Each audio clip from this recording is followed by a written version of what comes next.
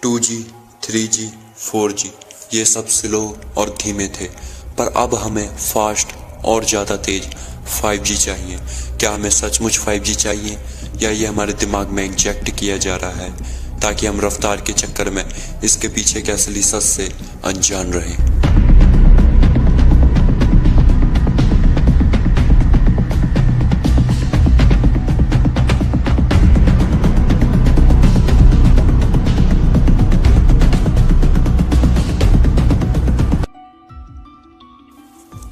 स्वागत है दोस्तों आपका फिर से एक बार इस चैनल पर, जिसका मकसद है आपको वो बताना जो इस दुनिया में चल रहा है मगर आम लोगों से छुपाकर खुफिया तरीके से। आज मैं बात करूंगा 5G टेक्नोलॉजी के ऊपर। मैं जानता हूं आप में से कई लोगों ने इसके ऊपर पहले से कई वीडियोस देखी होंगी, पर मैं हर बार की तरह बताऊं, इस चैनल पर बेशक व्यूज़ और सब्सक्राइबर कम है, पर इस चैनल पर आपको हर बार कुछ अलग जानकारी मिलती है। अगर आपने मेरी पहले की वीडियोस देखी होंगी तो आपको ये बड़े अच्छे से मालूम होगा। और हाँ, वीडियोस बहुत लेट है ये मैं जानता हूँ, पर क्योंकि YouTube की बदलती पॉलिसीज़ के कारण और हर बार YouTube के अलग अलग मेल्स के कारण मैं निराश हो गया था। पर आप लोगों के प्यार भरे कमेंट्स के कारण और मैसेजेस के कारण कि मेरे वीडियो बनाने से आपको फ़ायदा और नॉलेज मिलती है, इस बात ने मेरा हौसला अफजाई किया। सच में ये चैनल आप लोगों के सपोर्ट की बदौलत ही यहाँ तक आया है और अब तक चल रहा है, और खुदा ने चाहा तो आगे भी चलता रहेगा। तो आपका और समय ना लेते हुए मैं शुरू करता हूँ आज का 5G technology expose video. 5G tower या फिर इसके रेडिएशन के बारे में तो आपको पता होगा कि ये कैसे इंसानों को नुकसान पहुँचाता है।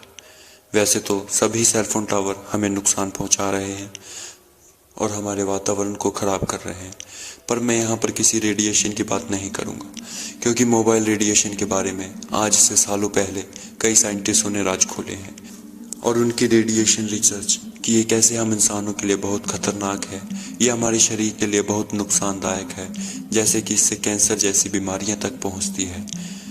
पर फिर भी किसी ने उनकी बातों पर ध्यान नहीं दिया, उन्हें नज़रअंदाज कर दिया गया।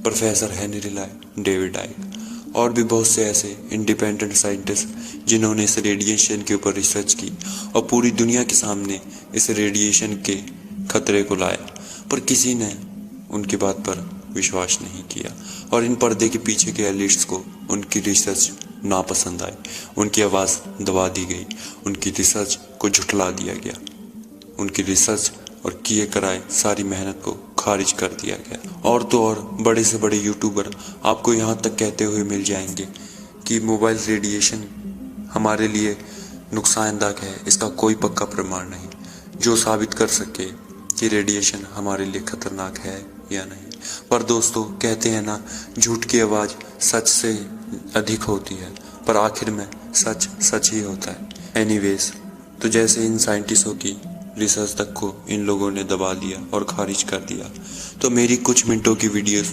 क्या ही कर सकती है। तभी मैं इस रेडिएशन के ऊपर बात नहीं करूँगा, मैं बात करूँगा उस एंगल की जिस पर बहुत कम लोग ध्यान दे रहे हैं, जिस पर किसी का ही ध्यान जा रहा है। आप इंटरनेट पर भले ही यूट्यूब पर 5G फ्यूचर लिख के सर्च करना, आपको ऐसी वीडियोस दिखेंगी जो आपको 5G पर शिफ्ट होने पर मजबूर कर देंगी, पर दर हकीकत तो ये वो तोहफा है जिसको बाहर से पैक तो बेहद अच्छी तरीके से किया गया है, पर इसके अंदर गौर से देखने पर कुछ और ही नज़र आता है। 5G टेक्नोलॉजी आने से पहले 4G ख़त्म कर दिया जाएगा और एक चीज़ ख़त्म कर दी जाएगी जिसके बारे में कोई सोच नहीं रहा, पर इसको ख़त्म करने की शुरुआत तो बहुत पहले से कर दी थी, पहले से ही माइंड प्रोग्रामिंग की गई थी, और वो है अनपढ़ लोग, ओल्ड एज और ऐसे लोग जो किताबों से ज़्यादा खुदा की तालीम पर भरोसा रखते हैं, जो मदरसे में और ऐसी चीज़ों में ज़्यादा जाते हैं जहाँ टेक्नोलॉजी का कोई काम नहीं होता। दोस्तों, अक्सर टेक्नोलॉजी से काम करने वाले ज़्यादातर लोग पढ़े लिखे और ऐसे होते हैं जो खुदा की शक्ति से ज़्यादा साइंस पर भरोसा रखते हैं, खुदा की बनाई दुनिया से ज़्यादा बिग बैंग थ्योरी के ऊपर विश्वास रखते हैं। पर इसके बारे में मैं कभी और बात करूंगा कि ये कैसे गलतफहमी है बिग बैंग थ्योरी। उनके लिए साइंस ही सब कुछ होता है और पढ़ा लिखा शख्स अनपढ़ को तुच्छ जानता है और निकम्मा समझता है। बेसिकली यहाँ क्या हो रहा है, यहाँ ऐसे लोगों से रोजगार छीन लिया जाएगा जो टेक्नोलॉजी से अलग है। यहाँ पर अब सब कुछ टेक्नोलॉजी बेस्ड किया जा रहा है ताकि इंसान टेक्नोलॉजी का आदी हो जाए, और ये बिल्कुल शातिर तरीके से करते हैं। ऐसा कामकाज जो इंटरनेट के बिना होगा वो ख़त्म कर दिया जाएगा। आप इसकी शुरुआत देख सकते हैं। छोटे से छोटे कारोबार में ऐसे QR स्कैनर्स आपको हर जगह मिल जाएंगे, क्योंकि इन लोगों को फिजिकली कैश ख़त्म करना है। आप कुछ समय रुकें और आपको ये लोग ऐसे कहते हुए मिल जाएंगे कि कैश बनाने से सरकार को खर्चा आता है और उसी खर्चे को हम बचाएंगे डिजिटल करेंसी के रूप में, और हमारा मुल्क इससे आगे बढ़ेगा। हमारे मुल्क में इससे शांति आएगी। आप मेरी इस बात को याद रखना, ये लोग ऐसा ही कहने वाले हैं कि हमें करेंसी बनाने से खर्चा आता है, इसलिए हमें डिजिटल करेंसी पर शिफ्ट होना पड़ेगा।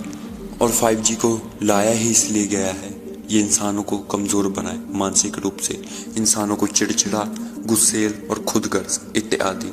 पर जैसे कि मैंने बताया, इन साइंटिस्टों की रिसर्च को लोगों ने सच नहीं माना, तो मेरी बात को कैसे मानेंगे। दुनिया अब टेक्नोलॉजी के नाम पर आगे बढ़ने की आड़ में बदलने के नाम पर ओल्ड एज को ख़त्म कर रही है, क्योंकि वो लोग आज भी खुदा की तालीम को याद रखते हैं और ऐसी टेक्नोलॉजी से अपने आप को दूर रखते हैं। और न्यू एज के बारे में तो क्या ही कहना, ये कितनी सचेत रहती है मुझे लगता नहीं कि बताने की ज़रूरत है। खैर, मेरा मुद्दा यहाँ ये नहीं है। मेरा आपको ये बताना ज़रूरी है कि 5G आने के साथ बहुत कुछ बदल जाएगा। पक्षियों को भी नुकसान पहुँचेगा। आपने यह पक्षी को तो लुप्त होते देखा होगा, और अब ये वाला पक्षी जो हमें हर समय दिखता है 5G के रेडिएशन से, ये भी लुप्त हो जाएगा। 5G के आने से AI टेक्नोलॉजी भी बढ़ जाएगी, और इसी से सारी दुनिया को कंट्रोल करने वाला एंटी क्राइस्ट पूरी दुनिया को कंट्रोल करेगा। आपकी हर चीज़ पर नज़र रखी जाएगी, हर चीज़ इलेक्ट्रॉनिक और इंटरनेट से जोड़ दी जाएगी। ये लोग इन टेक्नोलॉजी से लोगों को कमज़ोर बनाएंगे, पर खुदा के लोगों को इससे डरने की ज़रूरत नहीं, क्योंकि मुझे मालूम है कि खुदा अपने बंदों को इतनी ताकत ज़रूर देगा जो हम इससे बच सकें। मैं आपको फिर से बताऊं, इनकी पूरी प्लानिंग ही ये है, आप मानो चाहे ना मानो, दुनिया की पॉपुलेशन को कम करना, पॉपुलेशन को कंट्रोल करना और बुजुर्गों को करना। क्या आप भी आजकल फिर से न्यूज़ में कोरोना की खबरें सुन रहे हैं? दोस्तों, ये 5G से ही जुड़ा हुआ एक खेल है। मुझे पता था कि ये फिर से अपनी चाल को चलेंगे, क्योंकि इनका पिछले बार का एक मकसद अधूरा रह गया था। अब 5G और कोरोना की आड़ में ये उस मकसद को फिर से पूरा करेंगे, और वो मकसद है